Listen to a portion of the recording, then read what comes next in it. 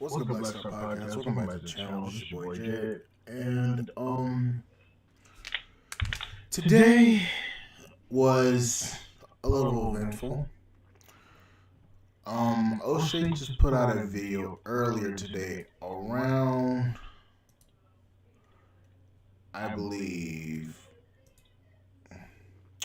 10 hours ago, and I have not seen this video, so what I'm going to do is I'm going to share my screen, and we're going to be watching this live, because like I stated before, I have not seen this video. So let's share. Get my mic.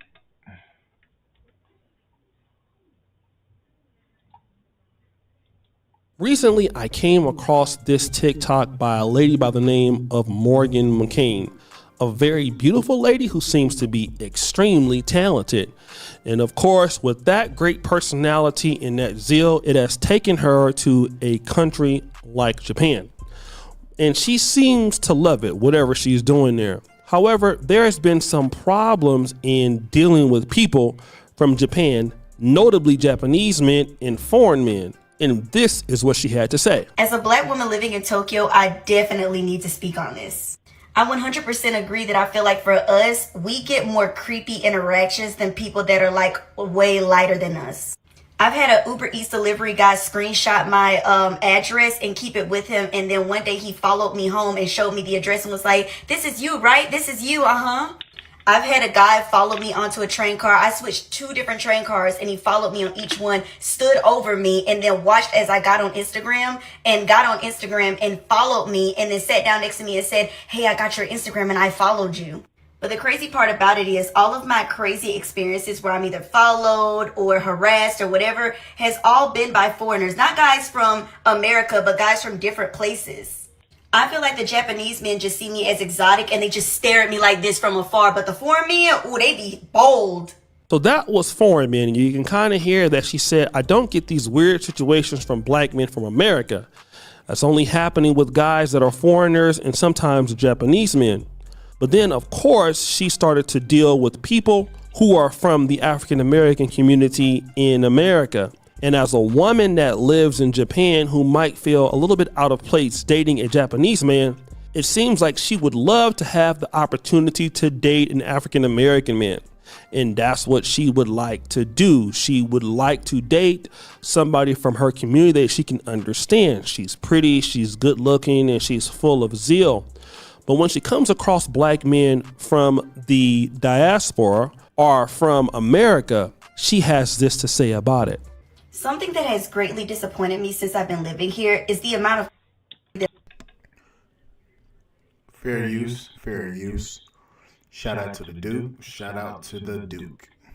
I've seen in Tokyo. And sorry to say, but it's mainly from black men from America. The way that I have to watch y'all treat me and my fellow black sisters like shit, but treat the Japanese women all delicately like they're special flowers is insane. The amount of times that I've met black men from America who give people the N-word here is crazy. I recently went to a club and this black guy was asking me how my experience is here dating, and I was telling him, and then he was like, "Well, I'm in heaven here because, you know, they like fetishize us, so they be worshiping us and doing whatever they want, so I'm in heaven." Let me just stop right here. And you know how I can tell this is a goddamn lie. You know how I can tell this is a fucking lie. Because niggas never say fetishized. And also worship us. Yeah, bro, you capping. Let's continue. Evan, what? None? Or the black men that'll be talking to me, and then when we get done, they're like, "I enjoyed the conversation. You're so cool. I love black women. I worship black women. I wish there was more in Tokyo." And then we'll go over. We don't say we worship you. Whoever told you that shit, lying. We don't worship you. To their Japanese girlfriend and then talk shit about us. When black American men get over here, the be on 10. Y'all need to pipe down because they do not give a about y'all. Now, this video has caused a lot of ruckus. and she said she has been very disappointed. We, in fact, had to bleep out that C word. But basically, she is upset that African American men are dating women from Japan, in Japan, and when they see other women there, they are pretty much putting her in the friend zone. And then it's like, oh, sis, I love black women. I love this. I love that. But basically, all of the black women out there are being kept into sister mode as black men explore their opportunities with Japanese women. And she doesn't understand why, but I can tell you why that is. It's the same thing that I saw happening in Poland. You see, a lot of times in Poland, and this was a lot of Africans, so I would just use a situation that is very similar. When black men were in Poland, they became exotic. Black women became exotic also, but they became exotic almost for another reason. And that reason tend to be curiosity, if you know what I mean. In other words, like, oh, well, as a Polish guy or a European guy, I've never been with a black woman before. So a lot of women complain about that. But a lot of the men that were being curious, a lot of women were looking at getting into full-blown relationships with them.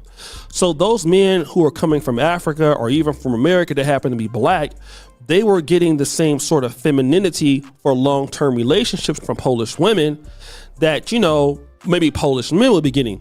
Whereas the black women, when they were interacting with Polish men, were not getting that same respect. It seemed that to them, according to the ones I talked to, they were a class lower, and it appeared that maybe the Polish guys would have a hard time taking them home and explaining to their parents that they selected a black woman over their fellow Polish women because that would be a threat to the culture. While some of the Polish women kind of felt that they would have a better opportunity with dating foreigners, and they could have more of an opportunity to have some more freedom in the relationship. Alright, I'm not gonna use the whole entire video. I'm gonna copy and I'm gonna paste the full video down in the description down below so that you can listen to this video and you can listen to what Osha is saying about this. Now, back to the video back to the topic at hand. Yeah. So why is it that there are women going overseas looking for acceptance? Excuse me. Why are women going overseas trying to look for acceptance or look for pity or any of the sort from black men overseas? And I'm going to say this is based upon what we've been seeing with a lot of black men in America leaving and going overseas and dating. That's the only conclusion I can come up with. Now, this isn't just for black women, but this is for all women in America.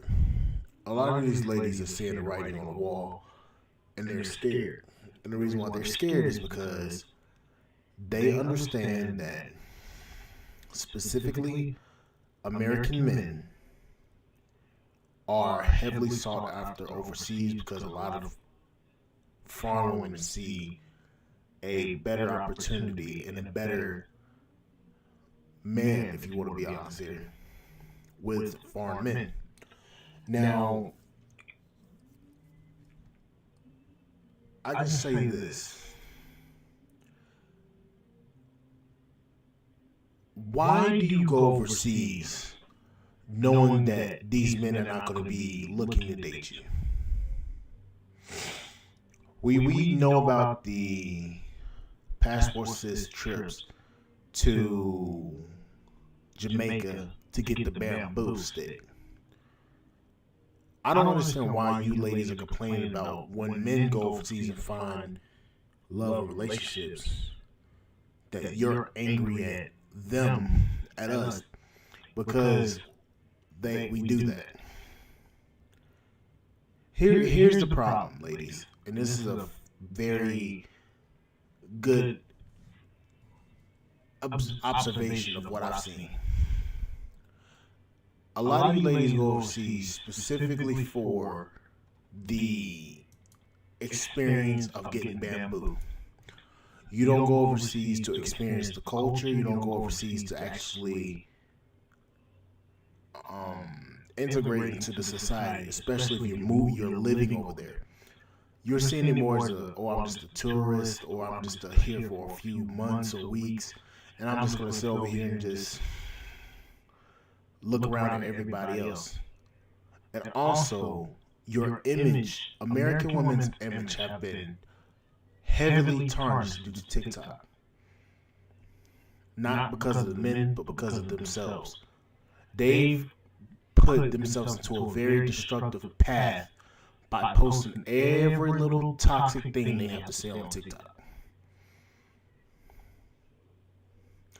They don't understand that they've brought the very outcome that they have, and they're trying to blame men.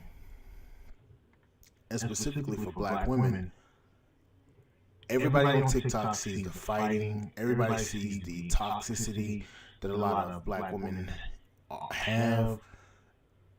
Everybody's seeing all of this stuff, and everybody's like, I would never date that, or I would never marry that. And it's not because of black men and black men talking about black women in a disgraceful way. No, it's due to a lot of black women's handling of their own image, and the problem is a lot of sisters try to blame brothers for the very image that they've created for themselves. Think about it. At the beginning of this year and last year, a lot of black women were on TikTok talking about Thai, Dominicans, Brazilians, Colombians, and Filipinas, and Filipinas and Japanese women, calling them uneducated, poor, all sorts of disgraceful things, not even knowing the history of these women, not even knowing the history of these women, these people's countries, not understanding these people's education level, literacy level, or hell, even English speaking ability. They just went solely based on the fact of a lot of people going on 90 Day Fiancé and taking what they see on 90 Day Fiancé and applying it to every body that they see online and saying, "Oh, she don't know what she's talking about. She don't know. She can't speak English," or something like that. They specifically do that,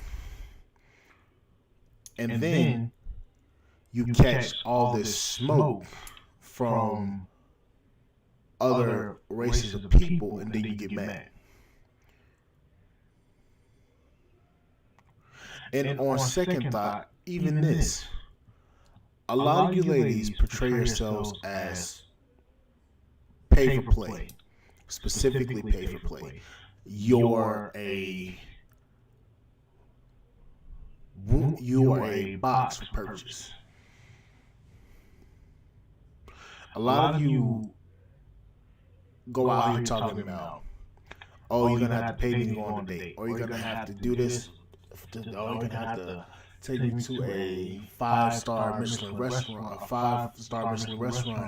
to in order for you to take me out on a date. You do that, and then you get mad because these very people that you've experienced, that you're talking to, are treating you as such. See, what a lot of you don't realize is your image overseas is very tarnished. These men are not going to see you as a feminine, submissive woman. But when men, specifically black men, go overseas, they see a man that's of value. You're exotic when you go overseas. Black men are very exotic overseas, especially because they have a passport and they're traveling outside of the United States. Especially because a lot of black men still don't have their passports.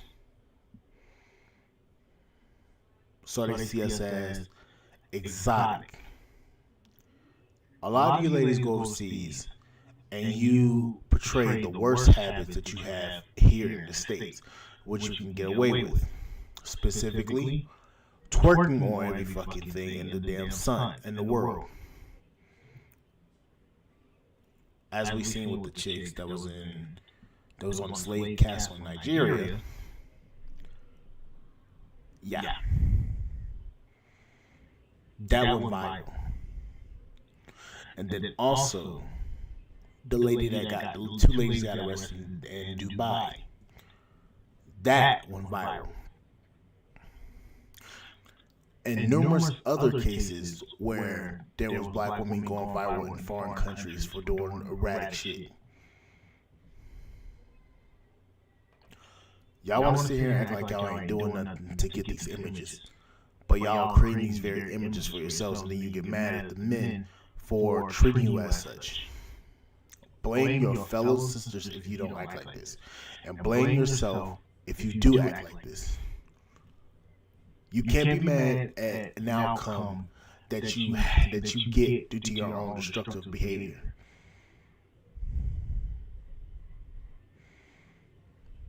Same thing with posting on YouTube talking about you're gonna get your Gucci scratched. Shout out to the hoes.